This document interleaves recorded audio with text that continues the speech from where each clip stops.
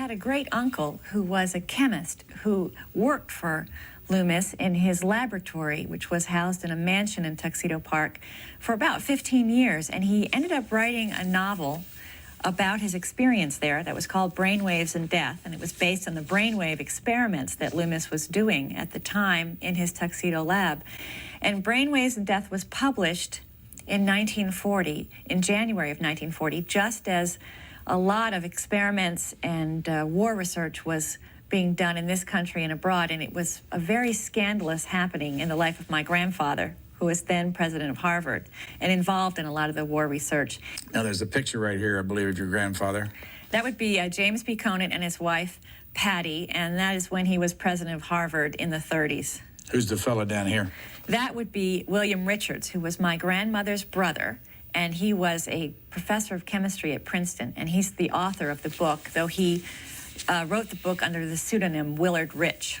Now, how did you first discover all this? Well, he committed suicide in 1940. Who did?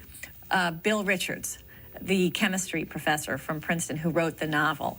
And his brother also committed suicide, and it was a rather famous event in my family's life that these two very brilliant brothers would commit suicide. Their father had been a Nobel Prize-winning chemist at Harvard. So Bill Richards' suicide, which corresponded with the publication of his novel. The novel was published about a month after his suicide, was a terrible event in my grandparents' life because my grandmother was devastated. It was a tragedy. The circumstances surrounding his death were very mysterious. He'd been working for Loomis for 15 years. And this novel, which was a romaniclef, it was very thinly veiled and somewhat scandalous about Loomis's personal life and detailed all the eccentric professors and experiments that had gone on in this private laboratory. This, over the years, gained great lore in my family's life. And every time somebody died, and we were in Mount Auburn Cemetery, my father would take us to the grave and go, that one committed suicide this way, and that one committed suicide that way. And as a small child, I was always